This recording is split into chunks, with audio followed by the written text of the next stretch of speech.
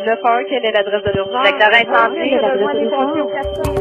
Secteur 9-1, quelle est l'adresse de l'urgence? Oui, ben, c'est mon mari, là. Tous et chacun connaissent ce numéro de 3 chiffres, qui peut parfois sauver la vie des gens ou protéger leurs biens. L'univers du 911 est aussi vaste que diversifié. Chaque appel nous entraîne dans un monde à part, où l'urgence et l'entraide demeurent les seules véritables priorités. Lors des prochaines minutes, nous vous ferons connaître l'envers du décor en vous faisant part du fonctionnement interne du Centre d'appel d'urgence des régions de l'Est du Québec.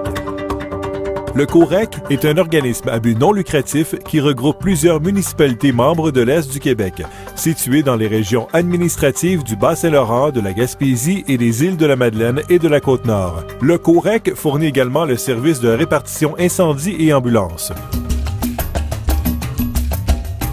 Aussitôt le 911 composé, le préposé au traitement des appels d'urgence répond « 911, quelle est l'adresse de l'urgence? » D'où l'importance de toujours avoir l'information pour que l'on puisse vous situer. La validation du lieu de l'urgence, la ville, le numéro de téléphone, votre nom ainsi qu'un résumé de la situation sont validés, et ce, en moins de 60 secondes pour les appels provenant d'un téléphone filaire. De plus en plus utilisé, le téléphone cellulaire cause certains problèmes au centre 911, dont le manque d'informations sur la provenance de l'appel. C'est pourquoi nous vous demandons de toujours avoir un point de repère ou l'adresse exacte du lieu où vous êtes. Cela minimise le temps d'intervention du préposé au 911 ainsi que celui des intervenants qui doivent répondre à l'appel. Selon la nature de votre problème, le préposé vous transférera au bon intervenant, police, ambulance, pompiers.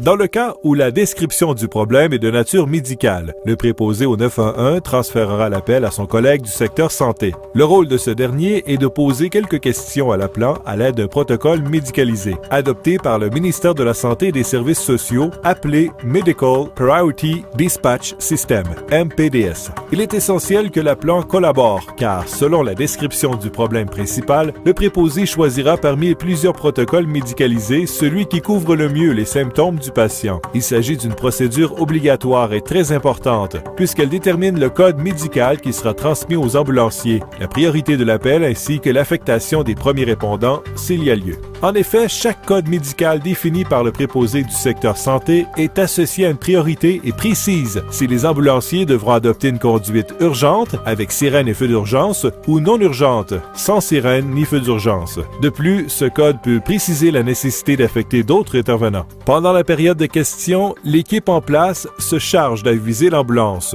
d'où l'importance de bien comprendre que la personne qui parle à l'appelant n'est pas celle qui envoie les ressources d'urgence. Tout s'effectue de façon simultanée.